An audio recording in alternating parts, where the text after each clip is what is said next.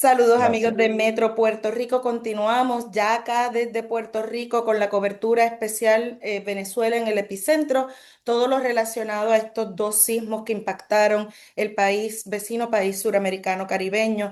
Y hoy nos acompaña a la distancia desde España Ángel Rangel, quien fue director nacional de Protección Civil en Venezuela. Actualmente es investigador, académico y consultor. Saludos, ¿cómo se encuentra Rangel? Bueno, muchas gracias, Ayola. Buenas tardes, buenos días. Bien, yo estoy bien, pero bueno, con el dolor en el cuerpo, en el alma, en el corazón de todo lo que se ha vivido en Venezuela. Yo estuve una semana antes en Venezuela, me tuve que venir por cuestiones de trabajo.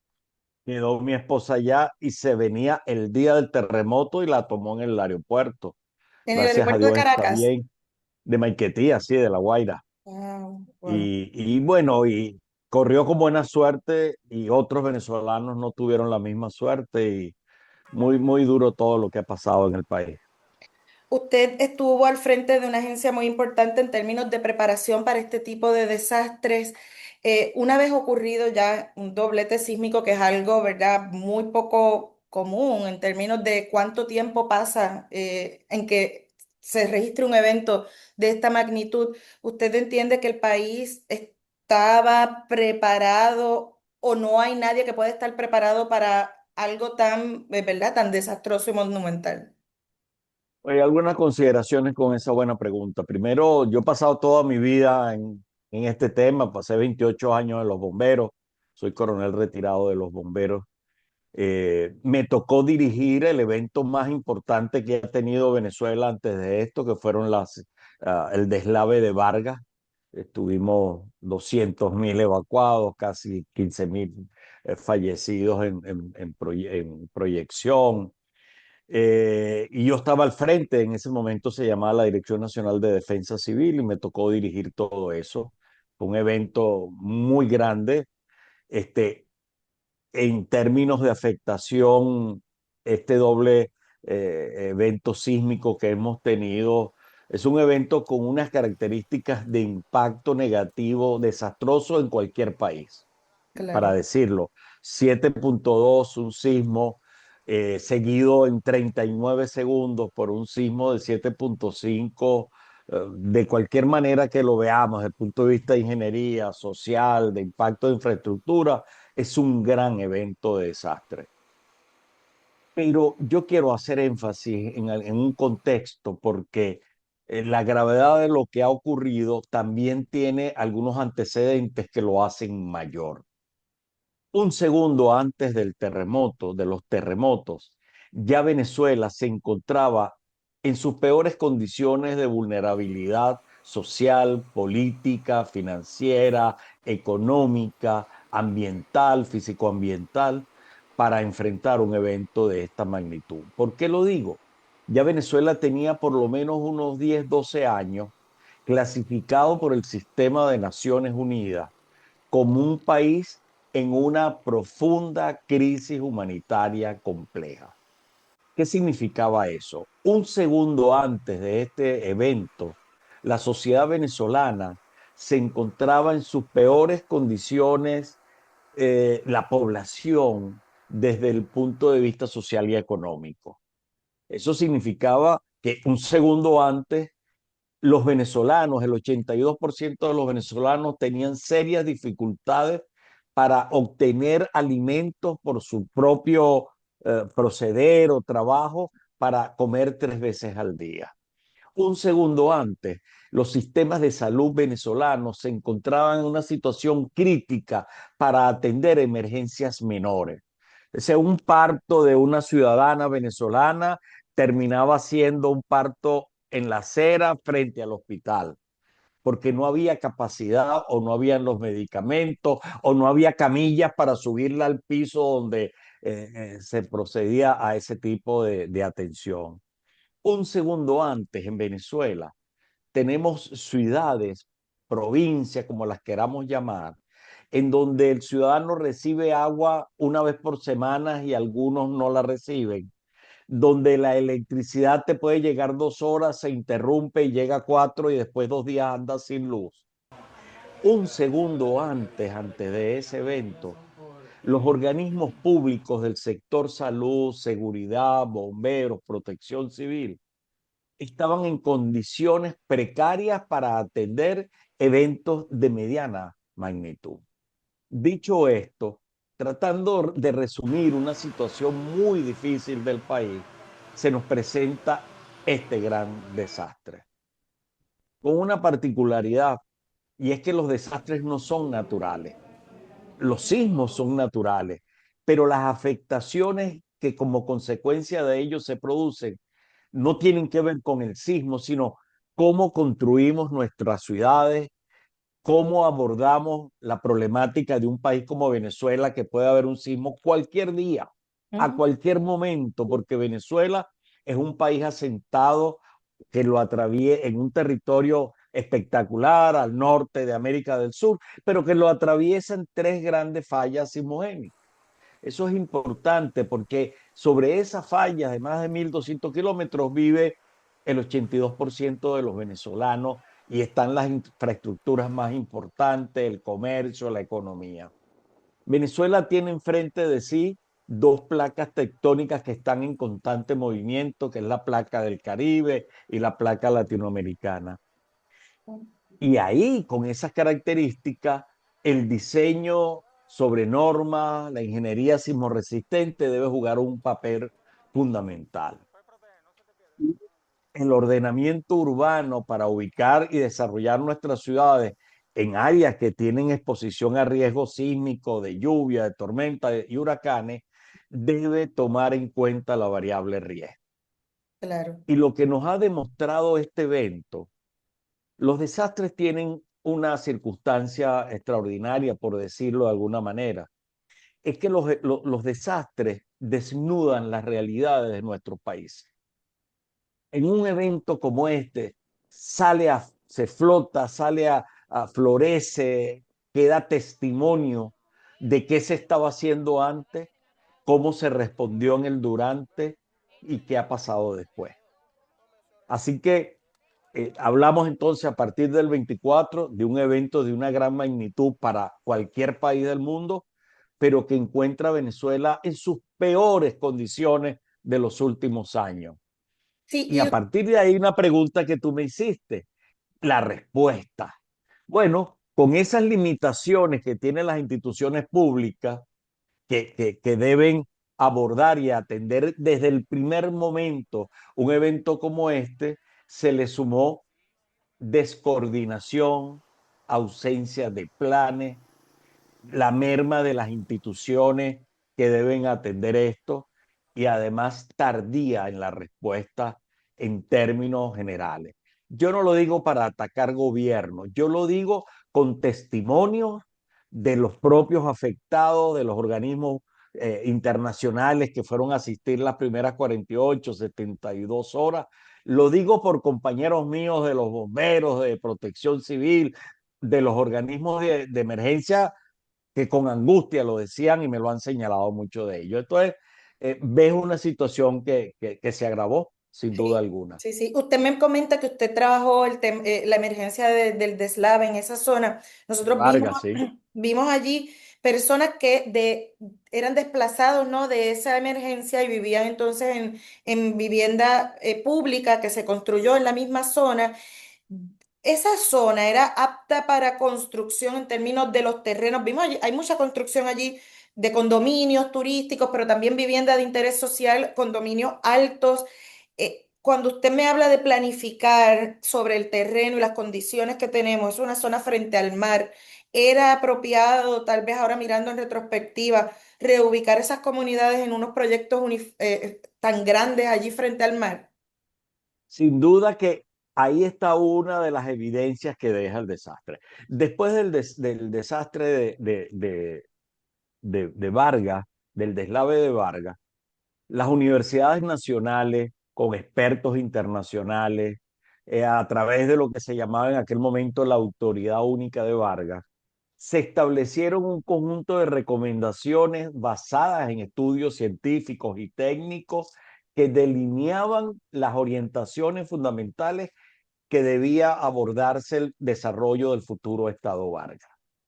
Y estaban las zonas de riesgo ya definidas por las inundaciones, por el deslave, pero además lo que históricamente se ha sabido, que los terrenos cercanos a la línea de la costa son fundamentalmente terrenos que vienen tomándose, construyéndose con desecho de todo el proceso geológico del sistema de montaña de Vargas y que tienen condiciones de aluvión que para nosotros los ingenieros tiene que ver con debilidades, porque son terrenos no compactos, con la roca muy profunda, el lecho de roca, en fin, que para construir en esos terrenos, los requisitos son muy rigurosos, tanto desde el punto de vista de sismoresistencia como de control de inundaciones. Lamentablemente, esos estudios fueron tomados en cuenta muy poco o casi nada. Ya. Se procedió a implementar un desarrollo de viviendas populares en zonas que requerían, y ya vemos el colapso de algunas edificaciones, de estudio y de diseño mucho más riguroso. Grave también que además de estas edificaciones populares, para muchos de los que perdieron la vivienda cuando el 99 en el deslave, también vemos construcciones con características constructivas distintas, porque se trata de condominios para la clase media construidos por el sector privado. Ambos sistemas constructivos denotaron con el evento los detalles o las fallas asociadas, aun cuando, reitero, fue un evento de una gran magnitud, Sí. pero ya las evaluaciones en sitio han ido dando pistas de esas deficiencias, de no haber tomado en cuenta no solo ese informe, sino muchos otros informes del Colegio de Ingenieros, de la JICA de Japón, que en el 2005 también dio algunas recomendaciones, de estudios que había hecho el mismo Fundisi, que es la Fundación Venezolana de Investigaciones Sismológicas, en fin, muchas alertas técnicas científicas que de alguna manera no fueron tomados en cuenta en muy buena parte, no lo digo en todos, en muy buena parte de los desarrollos urbanísticos. De hecho, hablaba con un ingeniero estructural acá puertorriqueño que nos decía países como México, Chile, en California, en Japón, donde hay mucha actividad sísmica y ocurren eventos, de cada evento se aprende y se va pues reforzando los códigos de construcción, la planificación, la educación a la ciudadanía de cómo reaccionar en un evento sísmico. Debería entonces a partir de ahora ver una reconstrucción tomando en consideración estos aprendizajes y cuánto tomará ese proceso en un estado, ¿verdad? Que como usted me describía, un segundo antes de los terremotos venía de una situación muy, muy delicada. ¿Cómo podríamos entonces, o cómo anticipa usted que sería ese proceso de reconstrucción a futuro? Sin duda alguna, y esto nos debe servir a nosotros los venezolanos, latinoamericanos y de muchos países en desarrollo. Entender, primero te lo mencioné, que los desastres no son naturales.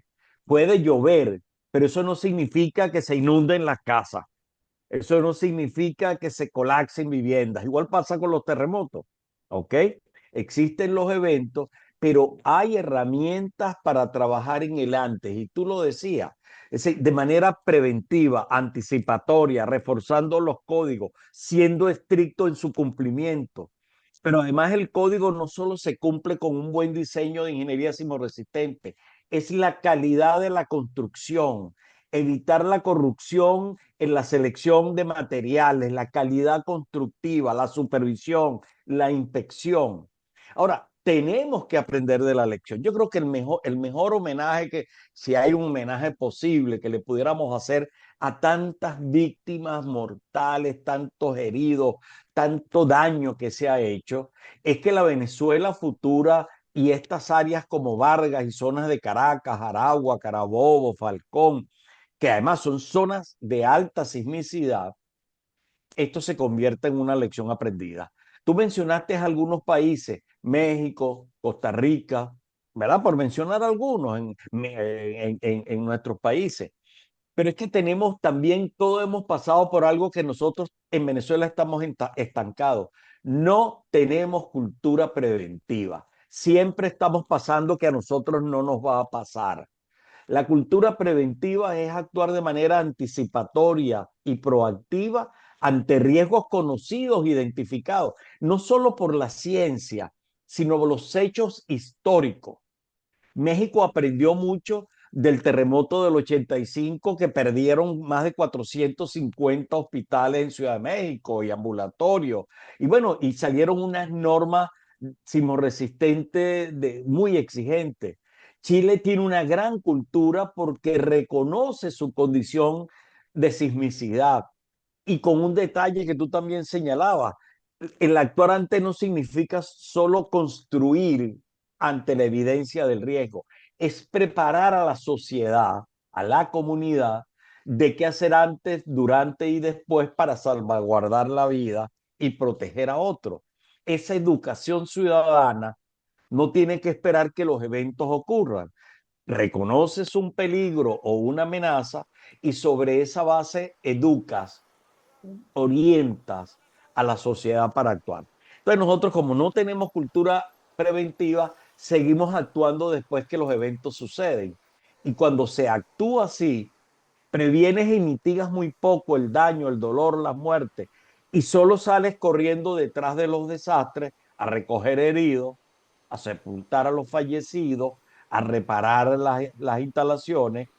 Entonces, yo creo que es el momento de construir para mejor.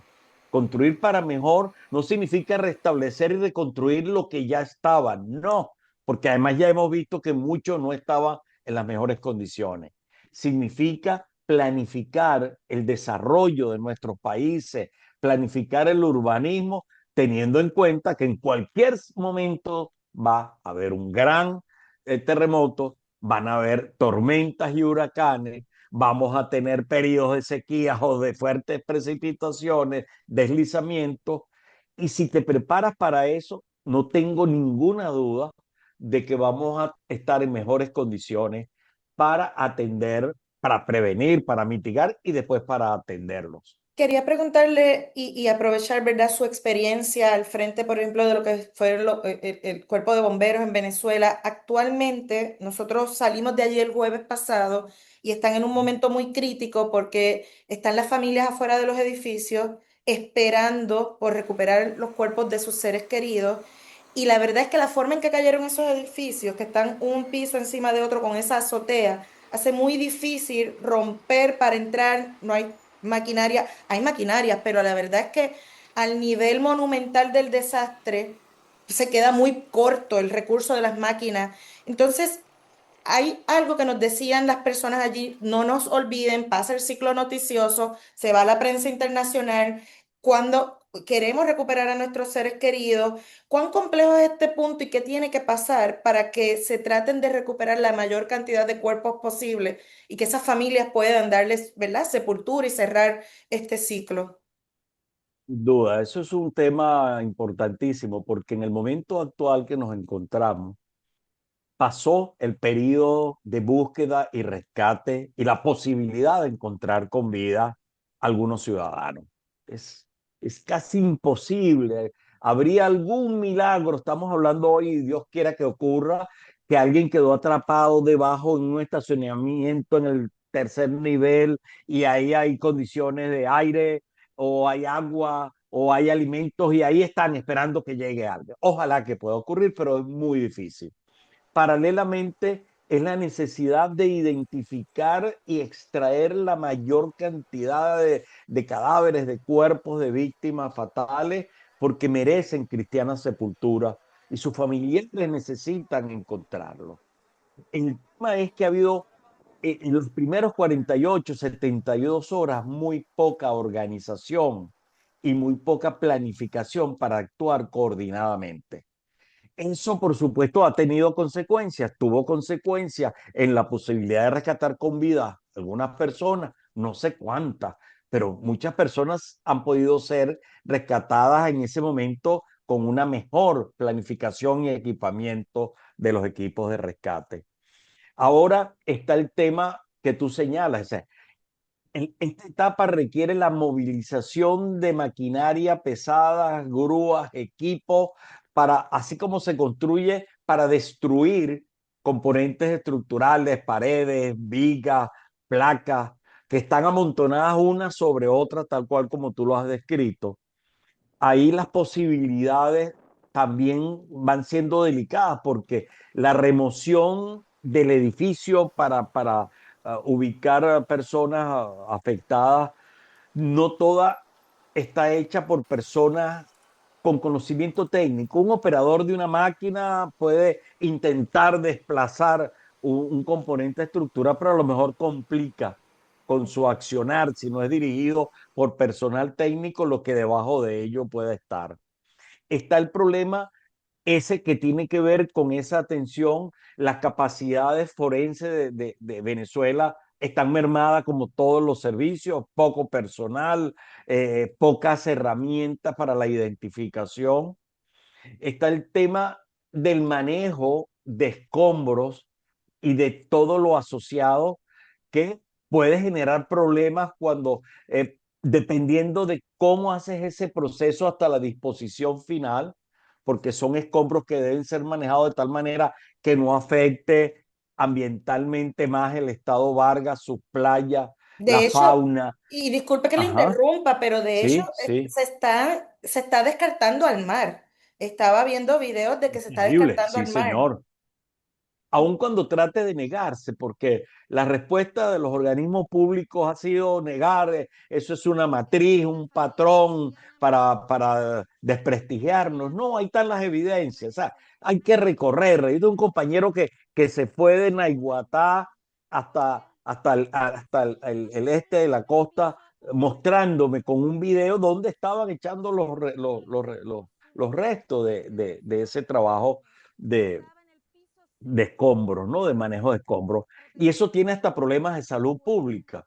Ahora, no nos olvidemos que hay casi 20.000 ciudadanos que perdieron sus hogares, que requieren de atención mínima, alojamiento en refugio. Entonces, los refugios todavía no están funcionando de la mejor manera. Gracias a Dios todavía hay presencia internacional que han ido montando hospitales y centros de atención. Pero tú sabes lo que está pasando, Ayola, y es que a esos centros de atención de emergencia médica no solo están yendo los 20.000 afectados, el resto de los ciudadanos venezolanos que antes del terremoto no tenían la posibilidad de que un médico los viera, los Claro, atendiera. sí, así mismo es. Están compartiendo comida porque ha llegado ayuda humanitaria y se lo agradezco desde Puerto Rico, todos nuestros hermanos latinoamericanos, el continente, Europa, con comida, con ropa, pero es que ya había venezolanos que no comían bien, que te lo expresaba al principio. Entonces, fíjese lo que está pasando. Hay una disposición de hospitales y de centros para repartir comida para los afectados, pero es que antes había, de acuerdo a Naciones Unidas, el último boletín de OSHA en el día de ayer, habla de que tiene que atender por lo menos 6.5 millones de venezolanos que están en precariedad desde el punto de vista de alimentación y salud. Imagínate tú la magnitud de lo que estamos hablando de la situación venezolana. Sí, y quería preguntarle también a nivel de lo que comienza ahora, luego de manejar la emergencia, que ya vimos todas las complejidades, ¿no? El levantarse, el reconstruir. También estaba leyendo que hay una necesidad de recursos humanos especializados que Venezuela perdió porque se desplazó a distintas partes del mundo, ingenieros, arquitectos, Médico, planificadores, enfermera, médicos, todo. enfermeras que debería haber algún tipo de apertura para que haya un libre tránsito sin temor de que estos profesionales puedan volver y aportar a la reconstrucción de su país. Ojalá que así sea, Dios te escuche, que así sea, porque efectivamente el tema de la diáspora venezolana afectó nuestras instituciones en todos los niveles, públicas y privadas. Esa capacidad profesional venezolana está esparcida por todo el mundo y algunos tienen limitaciones por temas políticos, por pensar de manera distinta. No es que han hecho atentados, ni son guerrilleros, ni nada que se le parezca, sino por pensar distinto tienen procesos judiciales en su contra. Yo creo que este es un tema que el gobierno y el país debe entender, que nos debe encontrar unidos. Venezuela necesita de todos y cada uno de nosotros. Yo lo que estoy haciendo contigo, y les agradezco a ustedes que me hayan llamado, bueno, es una manera de la cual yo puedo ayudar en estos instantes, pero pudiera ayudar con propuestas para el tema de la recuperación y la reconstrucción, como muchos otros venezolanos. Necesitamos, evidentemente, que ese criterio que tú señalas, que tengan la oportunidad de regresar, se haga efectivo. Porque una tragedia como esta y el país que debemos construir de cara al futuro nos necesita a todos, sin distingo de religión, de color de piel, de ideología, de membresía partidista. Por Dios, ya está bueno. El país ha sufrido demasiado como para que ahora dividamos quiénes pueden ayudar y quiénes no por un tema ideológico, político o de otro tipo. Bueno, pues Rangel, le agradezco que haya sacado de su tiempo para dialogar con nosotros y a través de nuestras plataformas en Metro Puerto Rico dar mayor visibilidad, alerta a lo que es necesario hacer y que sigamos ayudando a Venezuela en este momento tan complicado y que no pase el ciclo noticioso y tal vez el resto de Latinoamérica o del mundo. Cambiemos de tema, miremos a otro lado, que sigamos ayudando a Venezuela. Gracias por haber estado con nosotros. Gracias a ustedes, yo le agradezco mucho a los hermanos puertorriqueños, síganos ayudando, la diáspora que está por allá, ayuden a Venezuela, a sus familiares. Mira, aunque sea llamándolos y dándoles aliento, ahorita hace falta desde un abrazo para alguien que perdió un ser querido, hasta una contribución económica, un mensaje, todo es necesario en una tragedia como la que estamos viviendo en Venezuela. Muchas gracias. Eso que usted dice es muy importante. Voy a aprovechar para las personas que están enviando algún tipo de ayuda. Mire, escriba un mensaje en la caja de lo que esté enviando, Así porque es. nosotros estuvimos allí y la verdad es que el estar presente y reconfortar en un momento tan difícil no tiene precio. Gracias, Rangel, por Sí, haber estado y con nosotros. Venezuela, y discúlpame, te quito Sí, yo esto, un segundito, pero es que Venezuela también dio muestra que mientras un Estado no reaccionaba oportunamente, todos los venezolanos que pudieron ayudaron y estaban rescatando y no le preguntaban a nadie de qué partido era para sacarlo de ahí. sí, Ahí estuvieron todos unidos. Esa acción del venezolano normal, común, es la que tenemos que abordar todos. sí. Es la manera como tenemos que enfrentar esto. Sí, y para que los puertorriqueños que nos están viendo lo entiendan, en el contexto del huracán María, cuando se decía el pueblo salva al pueblo, eso mismo ocurrió en Venezuela. El Así pueblo, el es. vecino ayudando al vecino, aunque no te conozca, aunque tenga diferencia, es cuestión de estar ahí unos para el otro. Bueno, gracias Rangel nuevamente por su tiempo. Ayola, muchísimas gracias. Como no, ustedes Gracias. amigos de Metro Puerto Rico, conectados a todas nuestras plataformas digitales.